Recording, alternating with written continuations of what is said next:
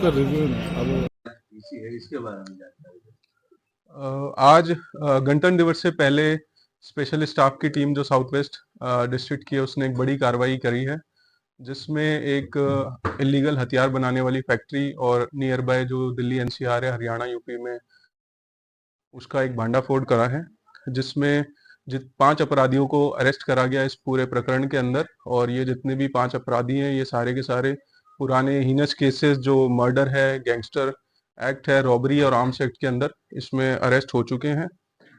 Initially कार्रवाई एक specific input के बेसिस पे हुई थी, जिसमें 4 जनवरी 2026 को भारत नाम का भारत अलियास भारू, जो कि पालम का रहने वाला निवासी था, उसके पास हमें इंफॉर्मेशन आई थी। उसको रजोकरी टी पॉइंट से हमने अरेस्ट करा, केस रजिस्टर करा कापासेड़ा थाने के अंदर। उसके इंफॉर्मेशन के और इंटेरोगेशन करने के बाद हमें पता चला कि वो कैली नाम का जो गांव है मेरठ के अंदर, वहाँ से इलीगल सप्लाई होती थी और मैन्युफैक्चरिंग भी होती थी आर्म्स की। वहाँ से ये जितना भी इलीगल आर्म्स था उसको सप्लाई करता था। इस पूरे प्रकरण में जो ये 5 लोग हैं उसमें उपेंद्र, जो कि खेड़ी मुजफ्फरनगर का रहने वाला है, अशरफ अली कैली गांव जिला मेरठ का है, सतीश कपसाड़ जिला मेरठ का, भारत उर्फ भारू जिसको हमने इनिशियली अरेस्ट करा था, जो राजनगर पालम का रहने वाला है, और इम्तियाज सेक्टर 8 द्वारका का है। इन 5 लोगों को अरेस्ट किया गया है। और इस पूरे प्रकरण में मेरठ का जो कैली गांव है वहाँ पे जो फैक्ट्री ऑपरेट होती थी उसमें सारे इक्विपमेंट्स और जो सारी हैं उनकी रिकवरी करी गई है। टोटल 20 जो देसी इलीगल पिस्टल्स हैं वो बरामद हुई हैं, 12 जिंदा कारतूस हैं, और बाकी जितने भी इक्विपमेंट्स और मशीनरी हैं वो उसमें पूरे प्रकरण में रिकवर करा गया है। इसमें जो है मेन जो है कौन है आरोपी? आरोपी ये 5 ही मेन इसके आरोपी हैं, और जो इलीगल फैक्ट्री में काम करते थे, भारू जो था जिसके बेसिस पे हमने इसको इंटेल कलेक्ट किया था सारा।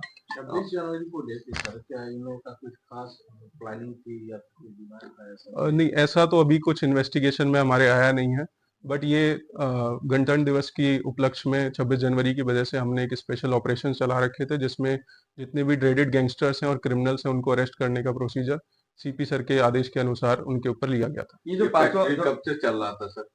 फैक्ट्री कब से चल रहा था? ये तो अभी इन्वेस्टिगेशन का पार्ट है, वो आइडेंटिफाई करेंगे, सारी चीजें उसको देख लेंगे। प्रीवियस इन्वॉल्वमेंट भी रहा है कोई? जी, जितने भी 5 आरोपी हैं वो जितने भी हीनस केसेस हैं उसमें attempt to murder, murder, gangster act, arms act, robbery, उन सब में इनका इन्वॉल्वमेंट था प्रीवियस। सर ये आगे किसको सप्लाई करने वाली थी? ये कहाँ, ये मेरठ से मैन्युफैक्चर था, वहाँ पे ये दिल्ली यूपी हरियाणा में सप्लाई करते थे। कौन वो थे कि जिनको सप्लाई करना था? क्या कुछ वारदात को अंजाम देने वाले थे?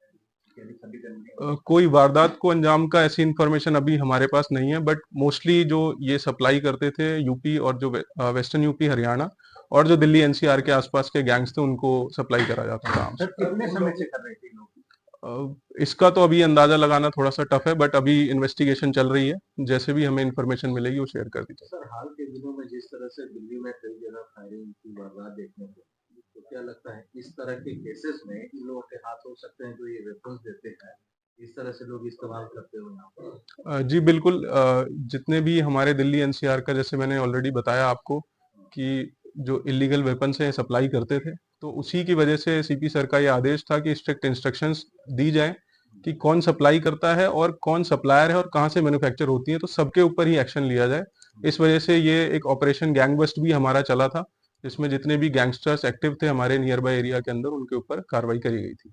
तो इससे लगता है कि ये गैंग पकड़े जाने के बाद जिस तरह से दिल्ली एनसीआर में कम से कम जो क्राइम की घटनाएं ये सब हो रही थी, उस पर थोड़ा बहुत भी काबू बिल्कुल लगना चाहिए, काबू लगना चाहिए। जितने भी अरेस्ट आरोपी है सर, सभी पर कितने कितने केस हैं?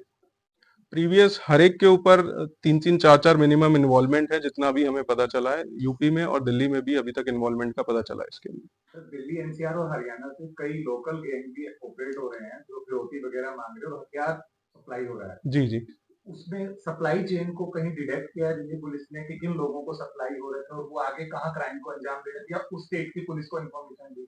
उनको तो इन्फॉर्मेशन ऑलरेडी दी जाती है, जहाँ का भी रहने वाला गैंगस्टर होता है या फिर जो क्रिमिनल होता है उनको इन्फॉर्मेशन शेयर करी जाती है।